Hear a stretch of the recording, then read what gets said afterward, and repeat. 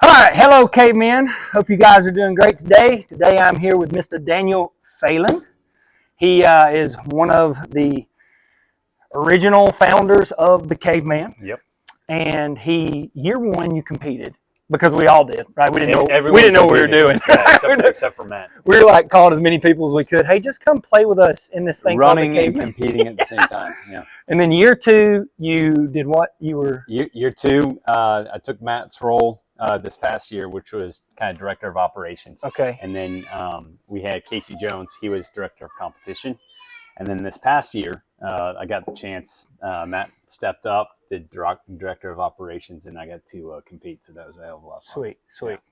Yeah. So what was it like going from competing to directing to competing? Like that middle year when you were doing I know how I feel about it, but when I'm sitting here watching everybody else competing, like.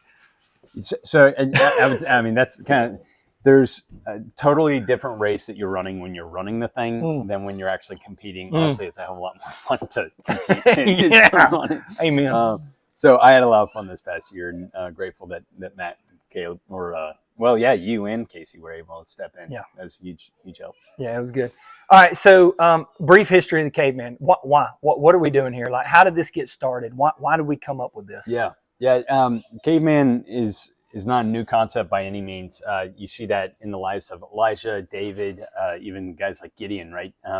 Men of God, giant slayers, and all of them go and they hide because in the culture around them, it's threatening their livelihood, it's threatening their lives, and so they hide in caves. And God meets all of us in our hideouts.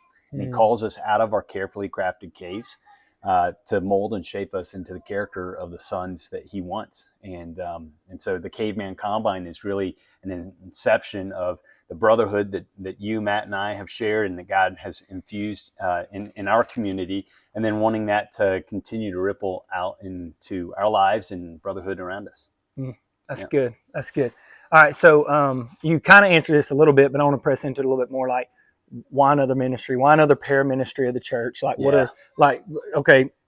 There's the spiritual side of it, the biblical side of it. Like, why this ministry from that and in a physical, practical way? Like, what were we seeing that we're like, hey, this would benefit men? Oh, absolutely. I think that each given time and culture has different needs, and you just ship or refocus what the needs are for each community. In our current culture, we are comfort idolaters. We love comfort.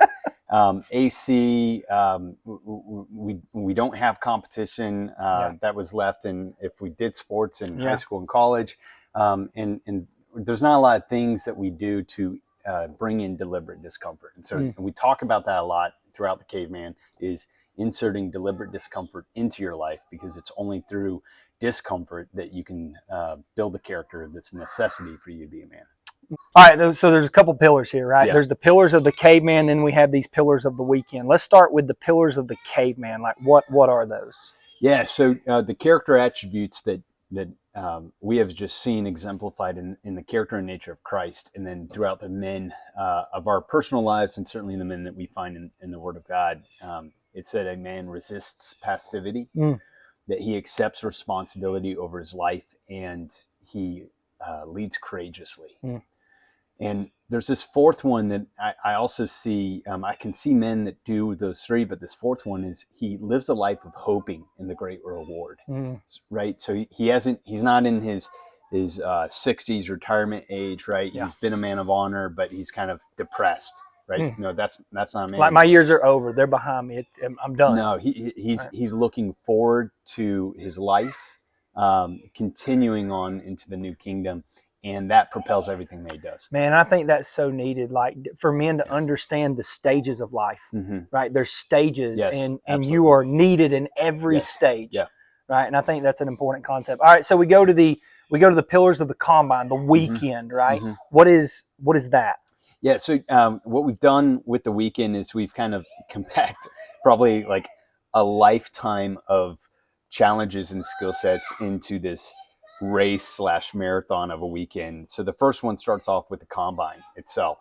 You move from Combine, which is around 40 different events that you're being challenged in. After that, you move into a draft. and so you're drafted into teams. From that, you begin Saturday morning ground running. You're onto an obstacle marksmanship run. So it's a marksmanship course. You're going from rock throwing, axe throwing, knife throwing, spear throwing, shotgun shooting, archery, and this almost progressive warfare. And we can dive into those a little bit more, into sports, and then warrior games to cap out Saturday. And then Sunday, you're ending with the obstacle course as a whole. Yeah. So if someone wants to get involved inside the Caveman, right? What do they do? What does that look like?